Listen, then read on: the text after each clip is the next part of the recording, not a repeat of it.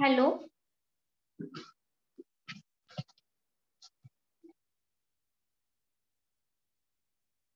Hello, am I audible to all? Yes, ma'am. Okay. तर आपला जो काही राहिलेला पार्ट होता केमिस्ट्रीचा, थर्ड चॅप्टर मधला पुढचा जो पार्ट आहे त्याच्या, तर तो आपण आत्ताच्या लेक्चरला कव्हर करतोय.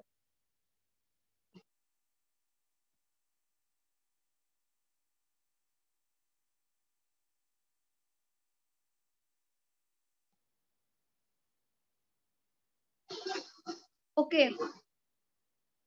इथपर्यंत झालं होतं आपलं, बरोबर आहे. सुडोइफिड्रिन का सुडोइफिड्रिन राहिलं होतं.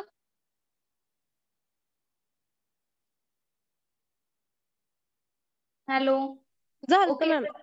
हा, ओके. सुडोइफिड्रिन झालं होतं. त्याच्यानंतरचा पुढचा जो पार्ट आहे तर तो काय बघा, एजंट विथ मिक्स्ड मेकॅनिझम. तर आता मिक्स्ड मेकॅनिझमचे कुठले एजंट्स आहेत तर ते आपल्याला त्याचं सगळं बघायचंय. प्रॉपर्टीज, युजेस, त्याच्यानंतर pharmaceutical formulation and the doses. तर बघा इफिड्रिन जे आहे तर त्याच्या प्रॉपर्टीज बघा, फिजिकल प्रॉपर्टीज काय आहेत. तर it contain the half molecule of water of the crystallization. Crystallization साठी किती, हाफ मॉलिक्युल ऑफ द वॉटरचा. त्याच्यानंतर it occurs as a colourless hexagonal peristaltic crystal or the white crystalline powder. त्याची तर काय असते अजून, व्हाईट क्रिस्टलाइन पावडर फॉर्म मध्ये सुद्धा ते अवेलेबल असतं. त्याच्यानंतर कलरलेस आहे तो टोटली, त्याला कुठलाही ऑर्डर नाही, त्याच्यामध्ये काय आहे ऑर्डरलेस. ओके.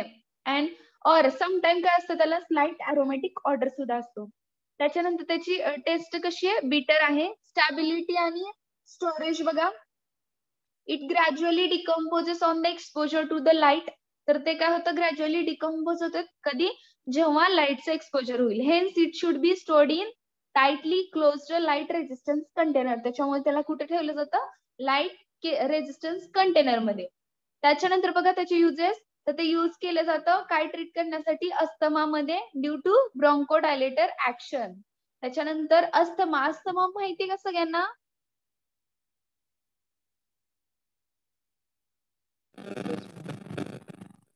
अस्थमा माहिती आहे का, anyone idea. Yes ma'am. Okay, what is asthma. तुम्ही मराठीतूनही सांगितलं तरी चालेल. दमा. ओके, दम लागतो त्या. हा बरोबर आहे. तर त्या अस्थमाच्या केसेस मध्ये तर त्याच्या ट्रीटमेंट मध्ये हे इफिड्रिन दिलं जातं. त्याच्यानंतर बघा नॉक्टर्नल एन्युरेसिस इन चिल्ड्रन. त्याच्यामध्ये काय होत असतं, तर कन्स्ट्रक्शन, जे काही युरिनरी ब्लॅडर आहे तर त्याची नेक जे काय झाली असते, कन्स्ट्रक्ट झालेली असते. अँड नसल कंजेशन मध्ये. त्याच्यानंतर नार्कोलेप्सी मध्ये, नार्कोलेप्सी म्हणजे काय, तर tendency to go to sleep. तर कंटिन्युअसली ते स्लीप साठी त्यांची अशी टेंडन्सी झालेली असते, कंटिन्युअसली स्लीप हे करा म्हणून. त्याच्यानंतर बघा फार्मास्युटिकल फॉर्म्युलेशन कुठले आहेत, इफिड्रिन इलिक्सर. ओके. त्याच्यानंतर ते नेसल ड्रॉप मध्ये आहे. त्याच्यानंतर pediatric belladonna and the ephedrine mixture. Belladonna आणि इफिड्रिनचं मिक्सचर असतं. त्याच्यानंतर बघा त्याचा डोस जो आहे तो किती आहे, 15 to 16 mg TDS म्हणजे ट्रान्सडर्मलनी दिला जातो. त्याच्यानंतर नेक्स्ट जो आहे तो काय आहे, मेटारॅमिनोल. ओके, मेटारॅमिनोल. त्याचे युजेस फक्त इथं थोडीच इन्फॉर्मेशन आपल्याला त्याची बघायची आहे.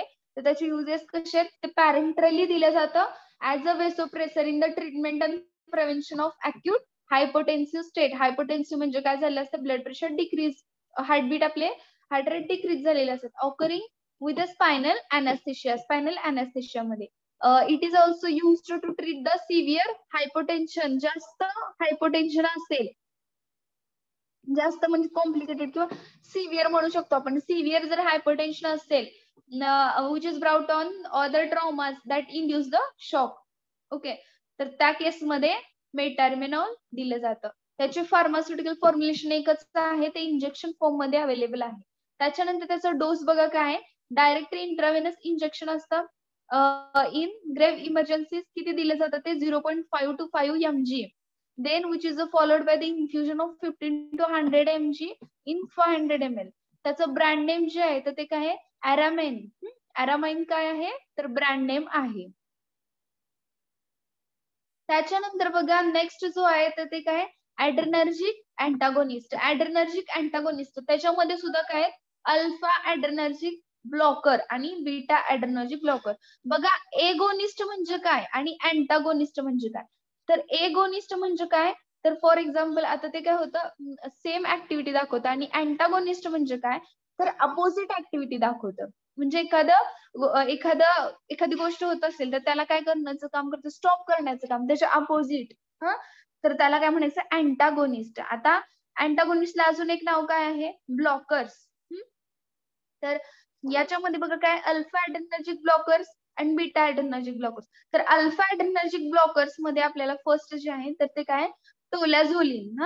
टोलॅझोलिनचं केमिकल नेम काय 2-बेन्झाइल 4,5 डायहायड्रो 1H इमिडाझोल. तर हा काय it is a two imidazoline derivative in which benzyl group is present at position. तिथे काय असतं बेन्झाइल ग्रुप प्रेझेंट असतो त्या पोझिशनला. त्याच्यानंतर प्रॉपर्टीज बघा काय आहेत त्याच्या तर हे ऑफिशियली काय आहे हायड्रोक्लोराइड सॉल्ट आहे. तर ते कसं असतं white or the creamy white crystalline powder. एक तर ते व्हाईट किंवा कसं असतं क्रीमी व्हाईट असतं क्रिस्टलाइन पावडर फॉर्म मध्ये. ते कसं आहे odourless and has a bitter taste. आणि ते कसं आहे सोल्युबल आहे वॉटर मध्ये आणि फ्रीली सोल्युबल आहे अल्कोहोल मध्ये. त्याचे स्टोरेज आणि स्टॅबिलिटी काय आहे बघा it is affected by the light and also hence it is stored in tightly closed light resistance container. त्याच्यामुळे त्याला काय केलं जातं तर लाईट रेजिस्टन्स कंटेनर मध्ये ते काय केलं जातं ठेवलं जातं. त्याच्यानंतर त्याचे युजेस बघा काय तर ते यूज केलं जातं for the treatment of peripheral vascular disorders and also Raynaud's disease.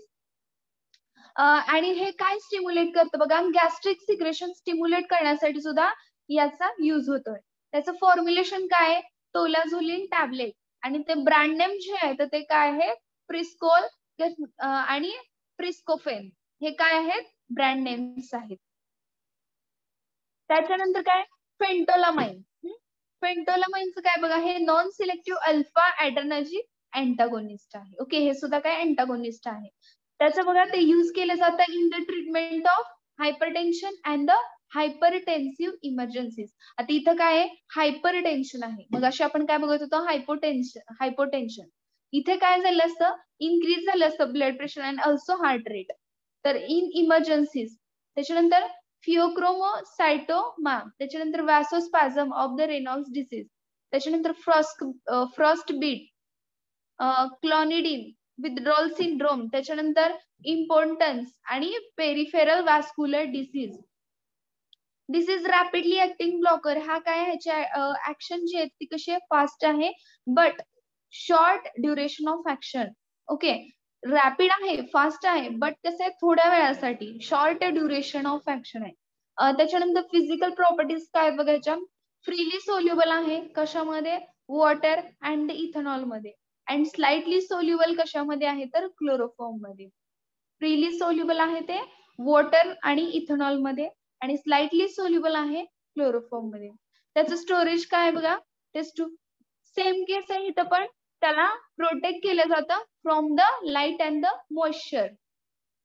त्याचे युजेस बघा काय फेंटोलामाइन युज्ड टू प्रिव्हेंट और control the hypertensive episodes. Hypertensive episodes control आणि प्रिव्हेंट करण्यासाठी हे फेंटोलामाइन दिले जातं that occurs in patient with फिओक्रोमोसायटोमा.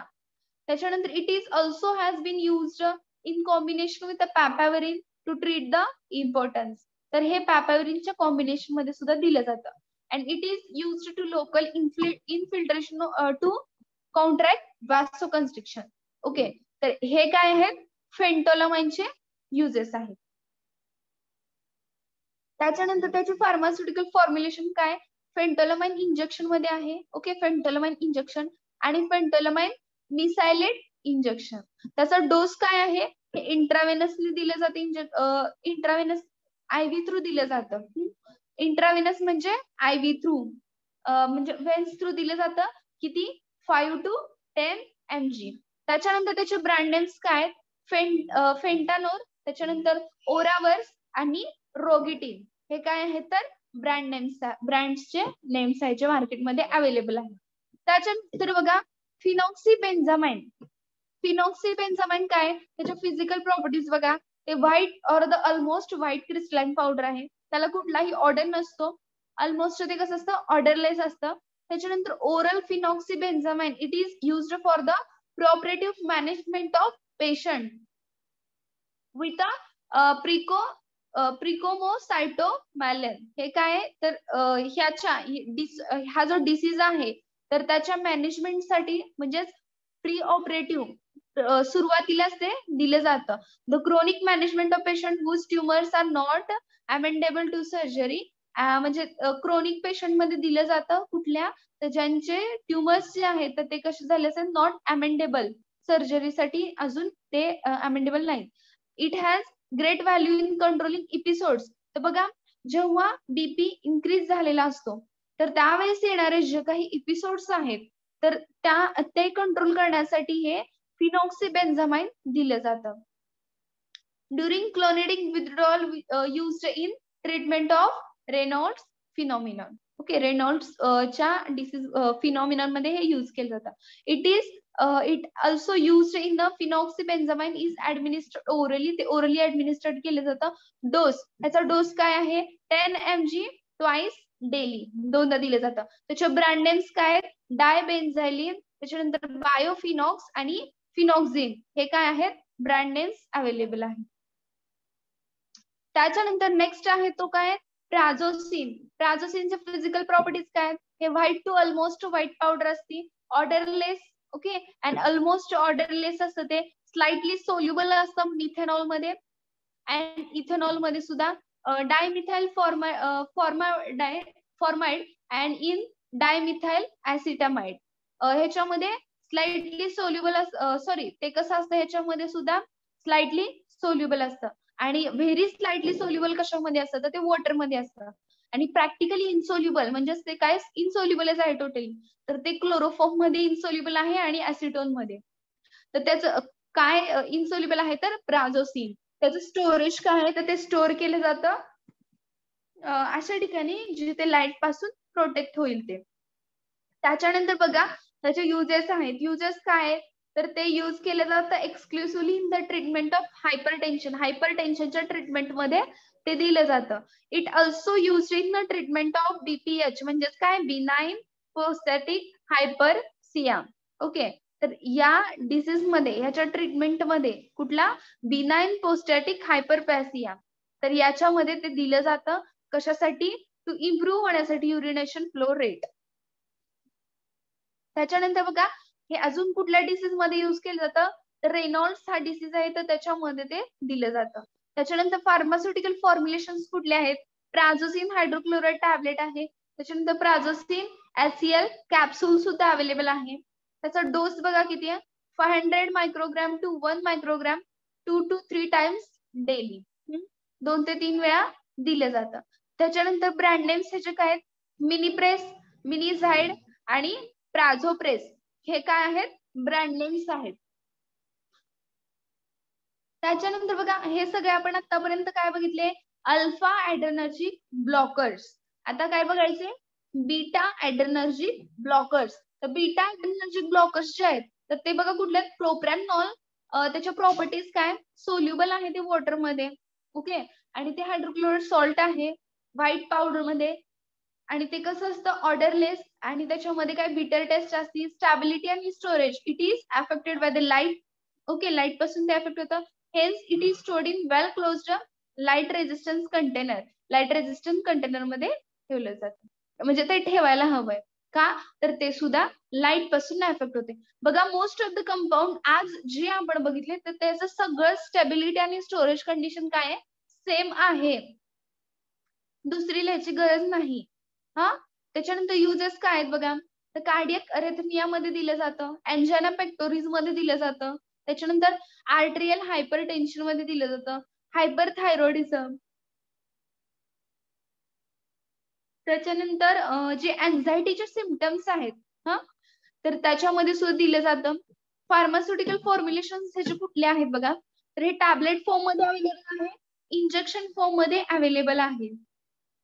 त्याचा डोस काय 40 to 160 mg पर डे. आणि ते त्याचं जे ब्रँड नेम आहे तर ते काय आहे बघा, सिप्लार, त्याच्यानंतर प्रोकार्ड, इंडरल आणि बोटा ब्लॉक. हे काय आहेत ब्रँड नेम्स आहेत जे मार्केटमध्ये अवेलेबल आहे. नेक्स्ट जो कंपाऊंड आहे तर तो काय आहे ॲटेनोलॉल. ओके, ॲटेनोलॉल. आता ॲटेनोलॉलचं फिजिकल प्रॉपर्टीज बघा काय, तर ते व्हाईट और ऑलमोस्ट व्हाईटच आहे ते. त्याच्यानंतर बघा ते सोल्युबल आहे.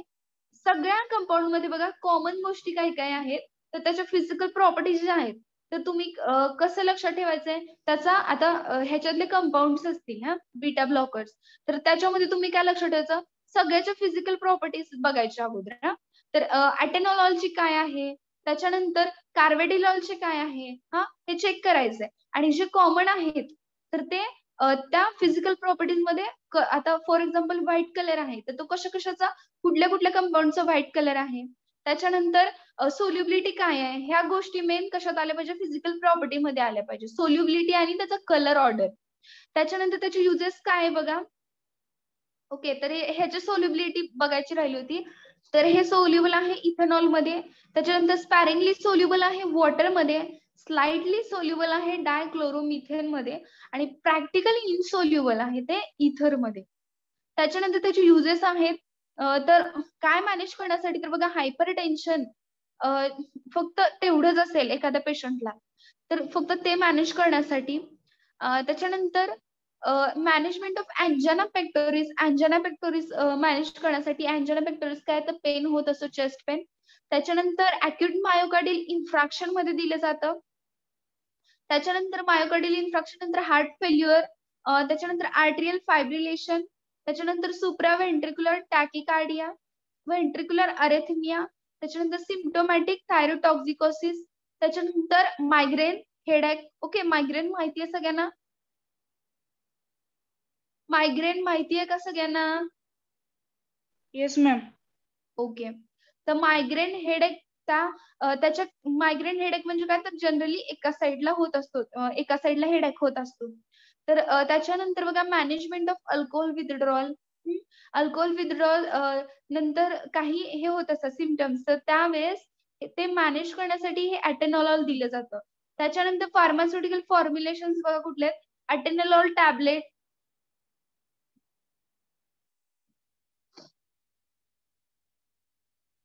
त्याचा डोस काय आहे 50 to 100 mg.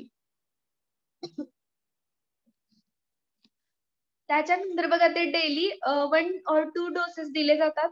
त्याचं ब्रँड नेम जे आहे तर ते काय आहेत बघा, बीटाकार्ड, ॲटेन, टिनॉर्मिन, त्याच्यानंतर टिनोक्लोर, टिनोरिक, ॲल्टॉल, ॲटकार्डियल आणि ॲटेकोर. हे काय आहेत ब्रँड नेम्स आहेत ॲटेनोलॉलचे. त्याच्यानंतर बघा कार्वेडिलॉल. कार्वेडिलॉलचं काय फिजिकल प्रॉपर्टीज, ते व्हाईट ते ऑलमोस्ट व्हाईटच असतं. क्रिस्टलाइन पावडर बघा त्याची, सॉरी ते क्रिस्टलाइन पावडर फॉर्म मध्ये असतं. त्याच्या ह्या काय बघितलं आपण आता फिजिकल प्रॉपर्टीज झाल्या. त्याच्यानंतर स्लाइटली सोल्युबल असतं ते इथेनॉल मध्ये, त्याची सोल्युबिलिटी ही आहे. ते इनसोल्युबल कशामध्ये आहे तर वॉटर मध्ये आणि डायल्यूट ऍसिड्स मध्ये. त्याच्यानंतर त्याचे स्टोरेज काय आहे तर ते स्टोअर केलं जातं which is protected from the light, जिथे लाईट नाही, आणि टेम्परेचर जे आहे तर ते काय नॉट एक्सिडिंग 30 डिग्री सेंटीग्रेड. त्याचे युजेस काय तर हे यूज केले जातं in the treating hypertension treat करण्यासाठी, and also use to treat the congestive heart failure मध्ये दिले जातात. त्याला आपण शॉर्ट फॉर्म मध्ये काय म्हणतो CHF. त्याच्यानंतर बघा it is also used in left ventricular dysfunction after myocardial infarction. तर हे कशासाठी दिले यूज केलं जातं, लेफ्ट व्हेंट्रिक्युलर डिस्फंक्शन जेव्हा होतं, कधी जेव्हा मायोकार्डियल इन्फ्रॅक्शनचा एखादा पेशंट आहे आणि त्याच्यामध्ये जे लेफ्ट व्हेंट्रिकल्स आहेत तर ते काय झालेली आहे, डिस्फंक्शन झालेली आहे, म्हणजे काय म्हणतो आपण त्याला डिफेक्टिव्ह झाली आहे. ओके, तर ती डिफेक्टिव्ह झालेली आहे किंवा आपण म्हणतो फेल झालेली आहे, फेल झालेली, तर त्याच्यामध्ये ते दिलं जातं. त्याच्यानंतर बघा फार्मास्युटिकल फॉर्म्युलेशन काय कार्वेडिलॉल टॅबलेट मध्ये ते अवेलेबल आहे.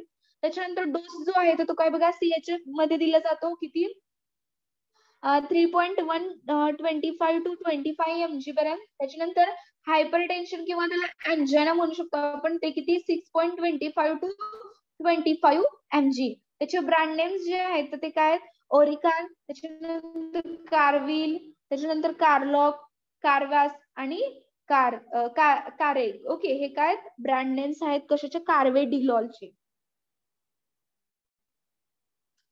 त्याच्यानंतर बघा नेक्स्ट पार्ट जो आहे तो काय, कोलिनर्जिक अगोनिस्ट. तर हे कोलिनर्जिक अगोनिस्ट आहेत, तर त्याचं क्लासिफिकेशन बघा काय.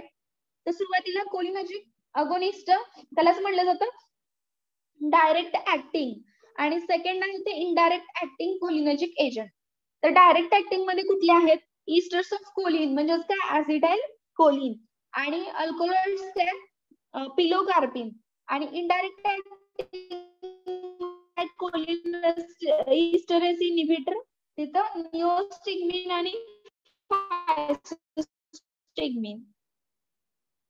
तर आपली कोलिन, त्याच्यानंतर कार्बाकॉल, ओके, आणि पिलोकार्पिन इथं ऍसिटाइल कोलिन.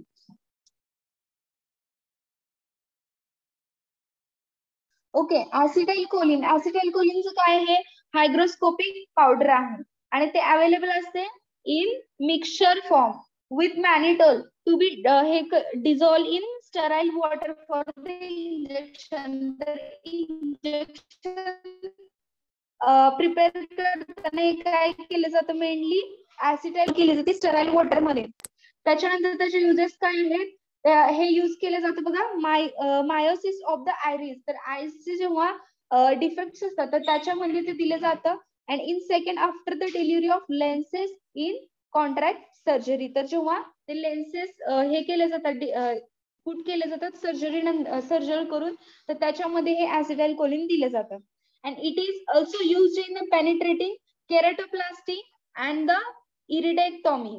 ओके, नेक्स्ट काय, तर हे अँटेरियर सेगमेंट सर्जरीसाठी दिलं जातं where the rapid miosis may be required. तर हे काय मेनली तर आयरिसचं आपले जेव्हा सर्जरीज असतात वेगवेगळ्या फॉर द लेन्स, तिथं काय केलं जातं, लेन्सेस बसवले जातात, तर त्याच्यामध्ये हे ऍसिटाइल कोलिन यूज केलं जातं.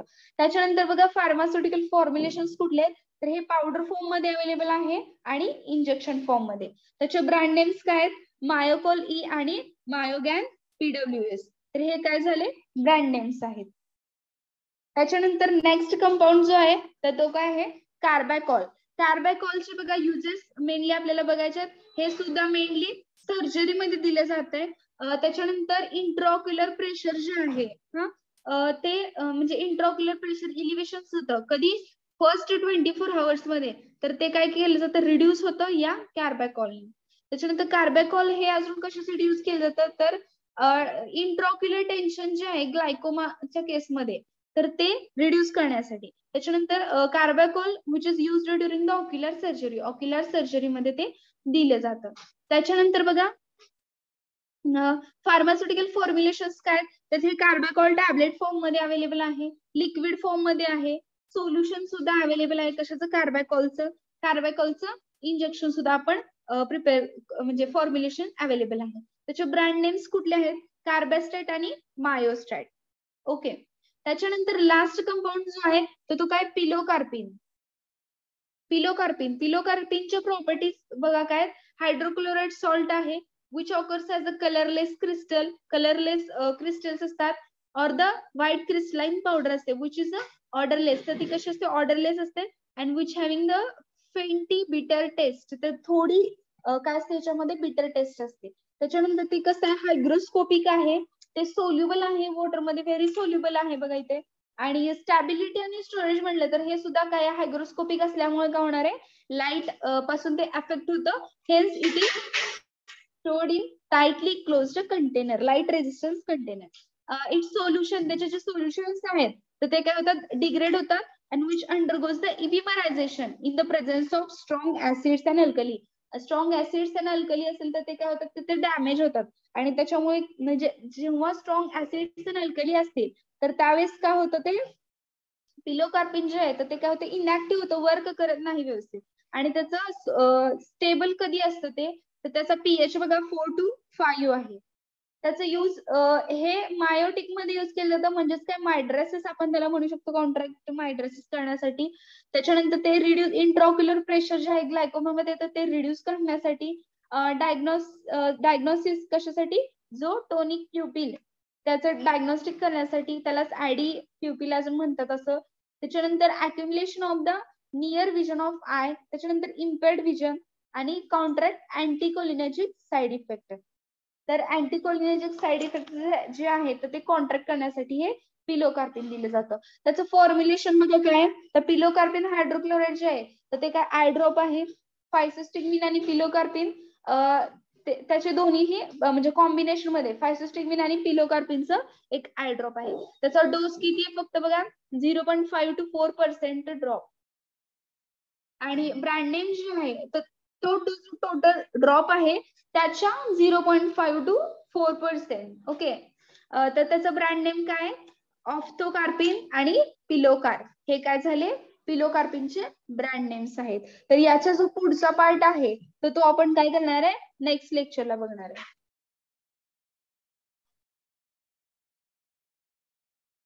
ओके, कुणाला काही प्रॉब्लेम, सगळं समजलंय?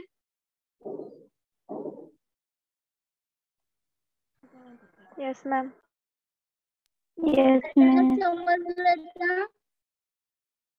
Yes, ma'am. Okay. I will take your attendance.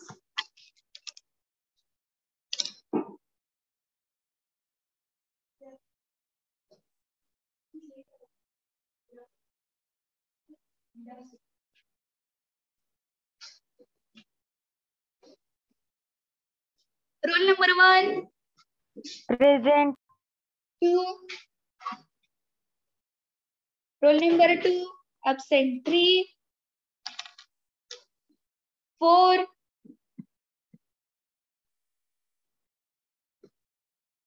5. Present, ma'am. 6. Present, ma'am. 7. Present, ma'am. 8. Present, ma'am. 9. Present, ma'am. 10. Roll number 10. 11. Present, ma'am. 12. Present. 13. Present. 14.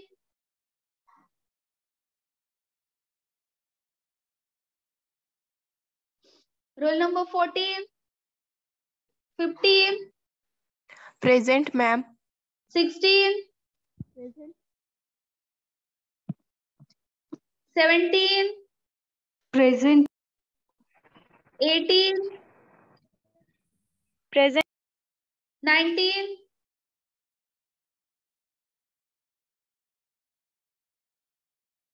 20. Present. 21. 22. Present. 23. Roll number 23. 24. 25. 26. 27. 28. 29. 30. 31. 32. Present, ma'am. 33. Present, ma'am. 34. 35. Present, ma'am. 36. Present, ma'am. 37. Present, ma'am. 38. Present, ma'am. 39. Present, ma'am. 40. Roll number 40. 41. 42. 43. 44. 45. Present, ma'am. 46. 47. 48. 49, Present, ma'am. 50, 51, 52, Present, ma'am. 53, Present, ma'am. 54, Present, ma'am. 55, 56, Present, ma'am. 57, 58, Present, ma'am. 59, Present, ma'am. 60, Present, ma'am. 61, Present, ma'am. 62, 62, 63, roll number 63, 64, 65, Present. 66, roll number 66, 67, 68. Okay.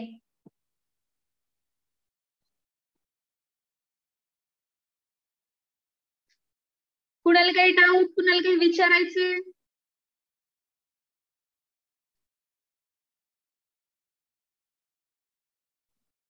कुणाला काहीच नाही का doubt? आज शिकवलेलं सगळं समजलंय का?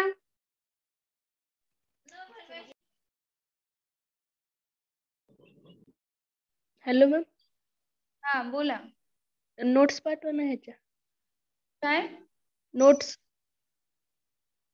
PPT share केलेल्या आहेत, तर त्या तुम्ही त्याच लिहिल्या तरी चालतील. केमिस्ट्रीचे नाहीत केले. Chemistry PPT, okay. हा, I will share today.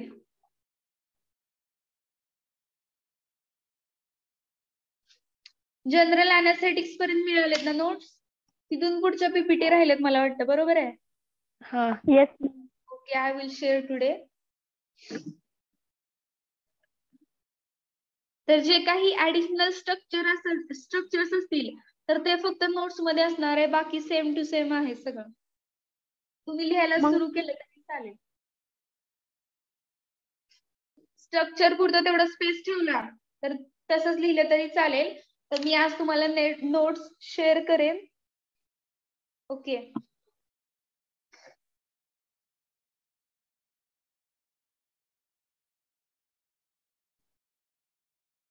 Assignment लिहिताय का सगळे? Yes, ma'am. Yes, ma'am. कितवे chapter पर्यंत लिहिलेत सगळ्यांनी? थर्ड का फोर्थ? Fourth. फोर्थ चॅप्टरच्या लिहिलेत का? ओके. हा, Yes, ma'am. फिफ्थ पासून राहिलाय, म्हणजे फिफ्थ अँड सिक्स्थ आता जो चालू आहे तो. ओके, दोन्हीचे क्वेश्चन मी उद्या सेंड करेन. फिफ्थचे तरी करेन, सिक्स्थ आपला चालू आहे अजून. मॅडम, थर्ड चॅप्टरची असाइनमेंट नाही ना दिले, डायरेक्ट फोर्थची दिलेत असाइनमेंट. थर्डची नाही का मिळाली? No. Okay, I will share.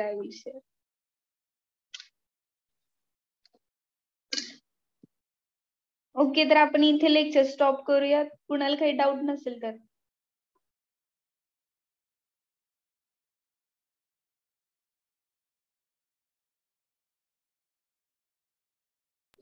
Hello